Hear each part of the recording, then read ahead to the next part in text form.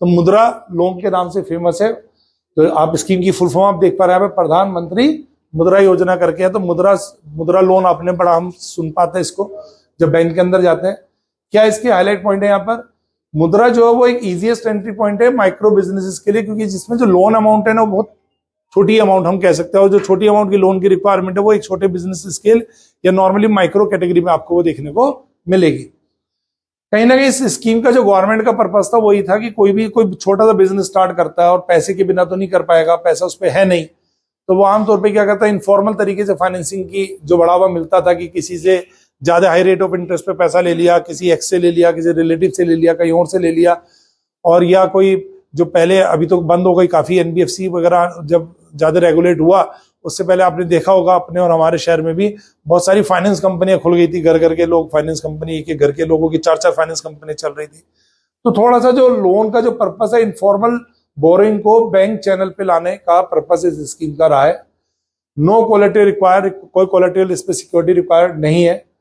कहीं ना कहीं इंटरेस्ट रेट कंपेयरली अगर पर्सनल लोन, क्योंकि वो यहां से नहीं लेता, स्कीम में नहीं जाके लेगा, तो कहीं छोटी अमाउंट को कहां से पूरा करेगा, किसी आउटसोर्स से, और वहां का रेट ऑफ इंटरेस्ट या पर्सनल रेट ऑफ इंटरेस्ट कैसा होगा, वो ज्यादा होगा। तो लोअर रेट ऑफ इंटरेस्ट आपको मिलेगा, इजी कंप्लाइंस मिलेगी, ठीक है, इजी एप्लीकेशन से हम ले सकते हैं बैंक से, एनबीएफसी से, या एमएफआई जो बोलेंगे यहाँ पर, जो मेंबर इन फाइनेंशियल इंस्टीट्यूशन होते हैं, उनसे हम यहाँ पर ये लोन की कैटेगरी में आपको फाइनेंस मिलेगा। मुद्रा लोन के लिए जो एलिजिबल है वो कौन है यहाँ पर? नॉन कॉर्पोरेट, यानी कंपनी के लिए बात नहीं हो रही यहाँ पर, ठीक है। प्रोप्राइटरशिप पार्टनरशिप को कवर करेंगे। क्या ट्रेडिंग को भी मिलता है, मैन्युफैक्चरिंग को भी मिलता है, ट्रेडिंग को भी मिलता है, और सर्विस सेक्टर पे भी मिलेगा। ये नॉर्मली अप्लाई कहां पर करते हैं? बैंक के जा अप्लाई करते हैं। जो डॉक्यूमेंट है, मैं भी उसकी लिस्ट पे आऊंगा, तो जो डॉक्यूमेंट हमें यहाँ सबमिट करने हैं, केवाईसी वगैरह, फाइनेंशियल स्टेटमेंट चाहिए होंगे, और सर कौन से चाहिए कौन से नहीं चाहिए वो हम डिस्कस करेंगे। कर देता हूं।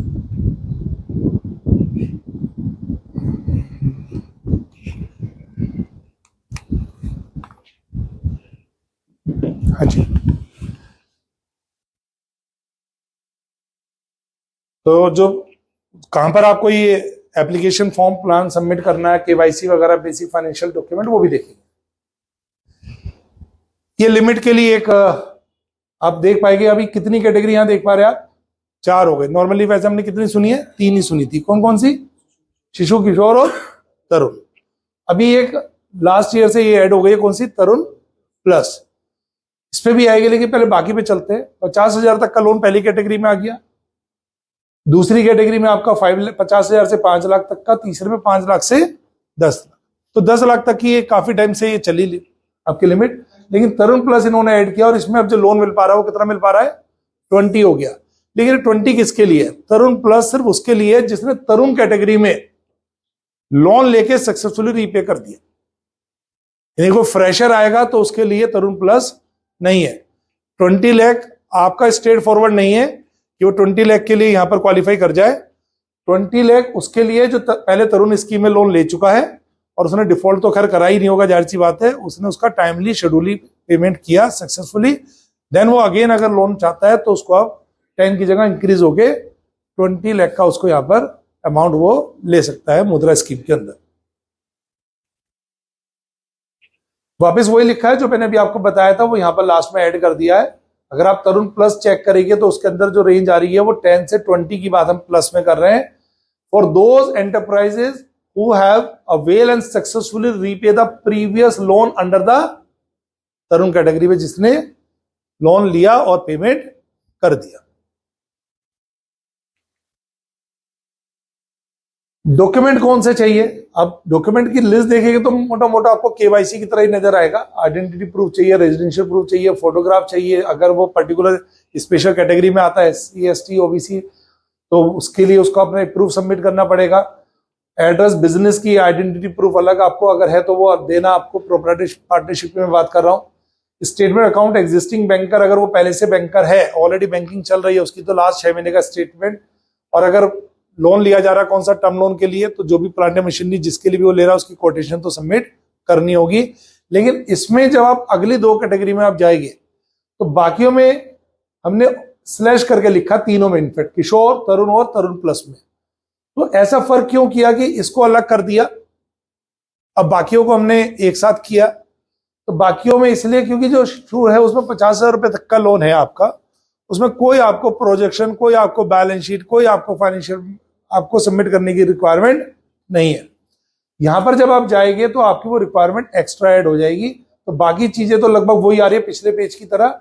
अब ये देख सकते हैं, ये कुछ इसमें एक्स्ट्रा हमने ऐड किया है जो पिछली कैटेगरी में आपके नहीं था। कौन सा ऐड किया है इसके अंदर? लास्ट 2 ईयर के अनऑडिटेड बैलेंस शीट ही देनी पड़ेगी along with the income tax, sale tax return अगर कोई बनती है, लेकिन ये भी किसके ऊपर है? जिसका अमाउंट लोन की कितनी है, 2 लाख रुपए से ऊपर तक के लिए है। Project report, projected balance sheet आपको देनी है अगर स्टार्टअप्स के लिए, एग्जिस्टिंग यूनिट के लिए 1 ईयर की आपको देनी है, वर्किंग कैपिटल के केस में और लोन के केस में आगे तक का, यानी जब तक रीपेमेंट करोगे तब तक का आपको प्रोजेक्शन बना के देना है। लोन रीपेमेंट आपने अगर टर्म लोन लिया, आपने 4 साल का लिया, तो 4 साल तक का आप प्रोजेक्शन दिखाओगे कि आप उसका पेमेंट जीरो कैसे करोगे। वर्किंग कैपिटल लोन लेंगे तो आपको 1 साल का ही आपको दे रहा है, तो प्रोजेक्शन रिपोर्ट यानी प्रोजेक्ट रिपोर्ट आपको साथ में सबमिट करनी है। सेल्स जो भी आपने अचीव कर ली है पिछली और अब तक जिस दिन तक का आप लोन ले रहे हैं वहां तक की डिटेल। लास्ट वाला पार्ट वही कॉमन है कि आपने जिस भी टर्म लोन के लिए आप कोटेशन या परफॉर्मेंस वाइज जो भी आपने मांगी है वो आपको मतलब देनी पड़ेगी, तभी बैंक उसके ऊपर आपको लोन दे पाएगा। तो these are the document which are required. और कुछ एक्स्ट्रा डॉक्यूमेंट और आ गए, एसेट लायबिलिटी स्टेटमेंट बोरोवर के मांग सकते हैं कोई, अगर आपकी कंपनी पार्टनरशिप डीड, इनका कंपनी के लिए यही नहीं कह रही है, पार्टनरशिप डीड जो भी है वो आपके लगेगा, एप्लीकेबल होगा। 2 कॉपी आपको, जो भी यहाँ पर फोटो जो है, फोटो एप्लीकेंट प्रोप्राइटर सबके चाहिए।